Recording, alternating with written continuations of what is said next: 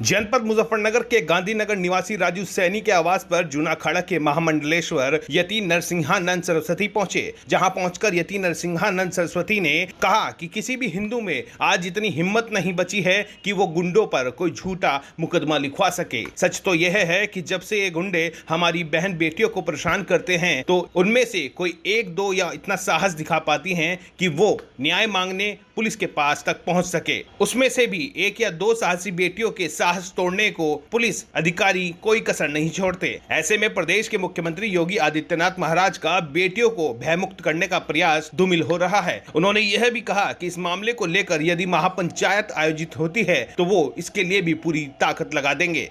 देखिए, कार्यक्रम कोई नहीं है, यहाँ एक संघर्ष चल रहा है। एक बेटी जिसे कई लड़के परेशान कर रहे थे, मुसलमानों के लड़के, उससे संघर्ष कर रहे हमारे बिट्टू भाई और सारे हिंदू संगठन मिलके, और पुलिस कोई उस पर जो है ध्यान नहीं दे रही है। ये बहुत ही दुखद है। योगी जी ने ये स्पष्ट कह रखा है कि इस तरह की कोई घटनाएं नहीं होनी चाहिए। मुख्यमंत्री जी के इतने सख्त आदेशों के बावजूद भी मुख्यमंत्री जी ने अभी कहा कि जो महिलाओं को परेशान करेंगे उनकी हालत कंस और रावण जैसी कर दी जाएगी। और एक बात सभी को ध्यान रखनी चाहिए, ये मोदी जी की सरकार और उत्तर प्रदेश की योगी जी की सरकार, अगर कबाल कांड यहाँ ना होता तो ये सरकारें नहीं बनती। मैं प्रशासन के लोगों से, पुलिस के लोगों से निवेदन करना चाहता हूं कि दोबारा से हमें ऐसी पंचायतों करने पर मजबूर ना करें। और ये जितने भी मामले हैं, ये सब लोग पुलिस ध्यान दे। बहन बेटी सबकी, ऐसा नहीं है कि पुलिस वालों की बहन और बेटियां नहीं है, रहना उन्हें भी समाज में ही है। समाज अगर अच्छा बनेगा तो सबके लिए ठीक रहेगा। इस तरह के गुंडे जो बहन बेटियों को परेशान कर रहे हैं, अगर छोटी घटनाओं पर अंकुश नहीं लगाया जाता तो यही घटनाएं बड़ा रूप लेती हैं और फिर बड़ा वितंडा खड़ा होता है। मैं पुलिस के और प्रशासन के अधिकारियों से अनुरोध करने आया हूं, आप लोगों के माध्यम से, कि इस मामले को बहुत गंभीरता से लें।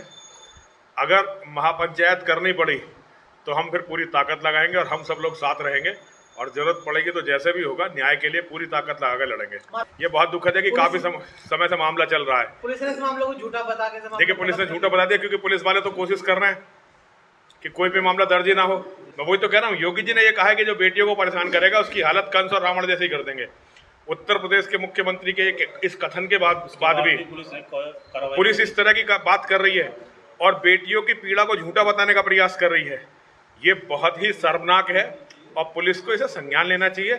और हर बात के लिए हम लोग लड़ने के लिए मजबूर हों, ये अच्छा ना पुलिस के लिए है, ना समाज के लिए, ना हमारे लिए है। अगर इंसाफ नहीं मिला तो पंचायत भी करेंगे और आगे की और लड़ाई भी लड़ेंगे।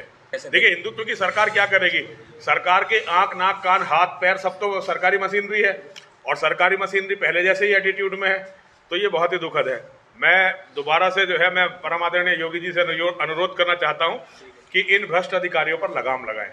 उनके शासन में ये अधिकारी, पुलिस अधिकारी, प्रशासनिक अधिकारी बिल्कुल बेलगाम हो गए। वो इन पर लगाम लगाएं, वरना ये इनकी अधिकारियों की तानाशाही बहुत दिनों तक नहीं चलेगी।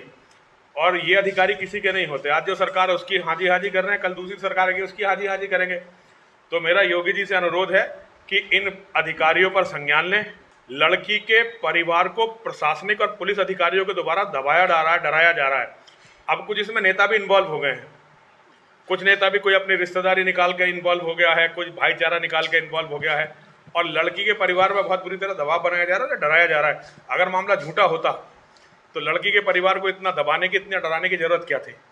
लेकिन क्योंकि ये मामला सच्चा है और समाज इसमें खड़ा हो रहा है, तो मैं पुनः योगी जी से यही अनुरोध करने आया हूँ और प्रशासनिक अधिकारियों से भी अनुरोध करने आया हूँ, कम से कम और मामले की बात तो सही है, बहन बेटियों के मामले में तो ऐसा ना करें।